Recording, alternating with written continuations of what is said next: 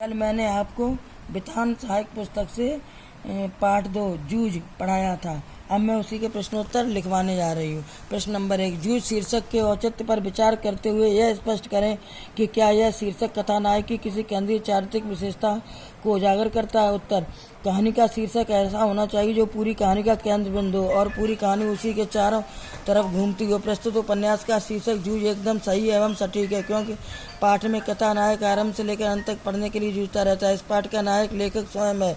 वह पूरी मेहनत और लगन से विपरीत परिस्थितियों का सामना करता तथा अंत में सफलता भी प्राप्त करता है।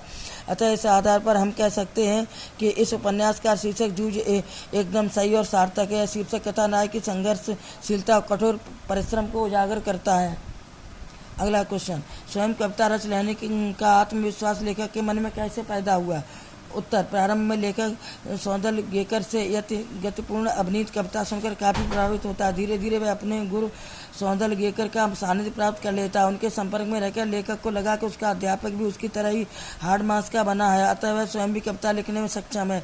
जब उसने अध्यापक द्वारा मालती की बेल पर लिखी कविता पढ़ी सुनी तो लेखक में आत्मविश्वास जागा कि वह स्वयं भी अपने आसपास अपने खेतों में ऐसे दृश्य देखकर कविता लिख सकता है। धीरे धीरे उसने भैंस चराते हुए जंगली फूलों पर फसलों पर तुकबंदी शुरू कर दी और उन्हें जोर जोर से गुनगुनाना शुरू कर दिया। अपनी रचनाओं को वह अक्सर अपने अध्यापक को दिखाता था। जब कभी कविता पूर्ण न होने पर वह अपने आप को और अधीर अनुभव करता था तो वह अपने अध्यापक सौंदर्यगेकर के घर आ धमकता था। वहाँ वह अध्यापक से शाबाशी पाकर काव्य सृजन करने में व्यस्त हो जाता। उसने अपने अध्यापक से ही काव्य भाषा, छंद, लय, क्रम आदि के विषय में पर्याप्त जानकारी प्राप्त की। अलंकार और शुद्ध लेखन के नियमों की आधिकारिक जानकारी ली। भिन्न भिन्न काव्य संग्रहों का पाठन किया। अंत लेखक काव्य भाषा, छंद, अलंकार, लय आदि की सूक्ष्मता से जानकारी प्राप्त कर कविता को प्रेरित हुआ और उसमें इसके प्रति आत्मविश्वास जागृत हुआ। अगला क्वेश्चन, श्री सौंदर्यगेकर के अध्यापन की उन विशेषताओं को रेखांकित करें जिन्होंने कविताओं के प्रति लेखक के मन में रुचि जगाई। उत्तर, आनंदा के अध्यापक सौंदर्यगेकर के अध्यापन की ऐसी अनेक विशेषताएं थी जिन्होंने लेखक के मन में कविताओं के प्रति रुचि जगाई। लेखक ने अनुभव किया कि उसके अध्यापक सौंदर्यगेकर जी कविता बड़े ही अच्छे ढंग से पढ़ाते थे। पाठ करते उनका सुरीला कंठ श्रोताओं को आकर्षित करता था। उनके कविता पाठ में छंद की बढ़िया लय के साथ साथ रसिकता भी होती थी। उन्हें मराठी कविताओं के साथ साथ अंग्रेजी कविताएं भी अच्छी तरह याद थीं।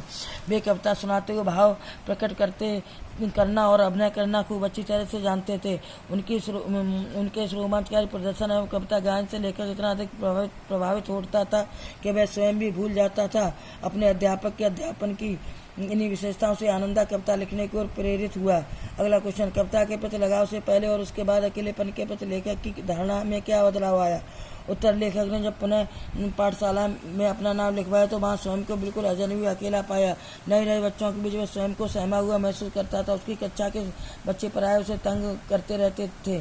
कभी अभी अध्यापकों से भी वह ठीक प्रकार से परिचित नहीं हुआ था, इसलिए वह प्रायः शरारती बच्चों के व्यवहार से दुखी होकर रुआंसा रहता था। इस अकेलेपन की वजह से वह पाठशाला छोड़कर भाग जाना चाहता था। उसे दूसरे बच्चों से भी किसी प्रकार के सहयोग की आशा न थी। पाठशाला भी उसे पढ़ाई से लगती थी, लेकिन धीरे धीरे अपने नए दोस्त बसंत पाटिल और भाषा अध्यापक सौंदर्यगेकर से अपनत्व पाकर वह पढ़ाई लिखाई में रुचि रहने लगा। उनके इसी सहयोग के परिणाम स्वरूप वह काव्य लेखन की ओर भी अग्रसर हुआ।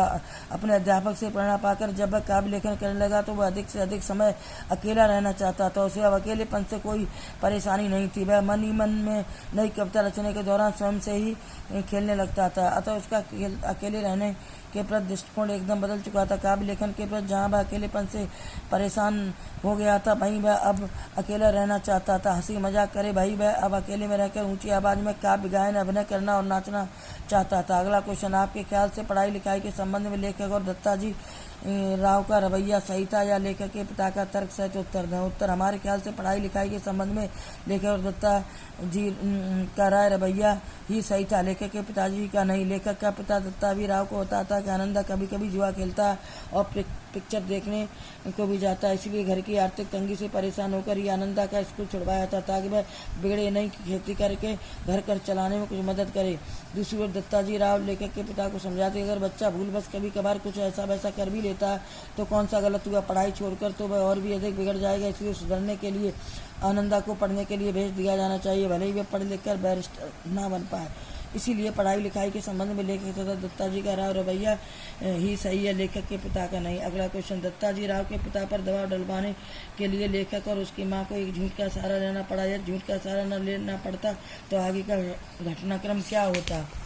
उत्तर, दत्ताजी राव से पिता पर दबाव डालने के लेखक और उसकी माँ ने जिस झूठे का सहारा लिया, यह आनंदा के जीवन के लिए बेहतर ही सिद्ध हुआ। यदि लेखक और उसकी माँ झूठ का सहारा न लेते तो निश्चित ही आनंदा का पिता उसे कभी पढ़ने को नहीं भेजता। इस तरह वह शिक्षित ही रह जाता और साथ ही उसकी प्रतिभा भी नष्ट हो जाती। आनंदा एक महत्वाकांक्षी एवं विचारशील लड़का था। यदि उसे पढ़ने लिखने के लिए पाठशाला न भेजा जाता तो खेतीबाड़ी के कार्यों में लगकर ही वह विपन्न जीवन जीने को बाध्य होता और उसके अंदर छिपा एक कलाकार भी मर जाता। उसने अनुभव किया कि उसके अशिक्षित बाप दादा ने खेतीबाड़ी करते हुए भी जीवन में कभी कुछ नहीं कमाया। इसी प्रकार वह भी गरीब किसान बनकर घुट घुट कर मरने को बाध्य होता। बच्चों, पाठ पूरा हुआ। प्रश्नोत्तर लिखें।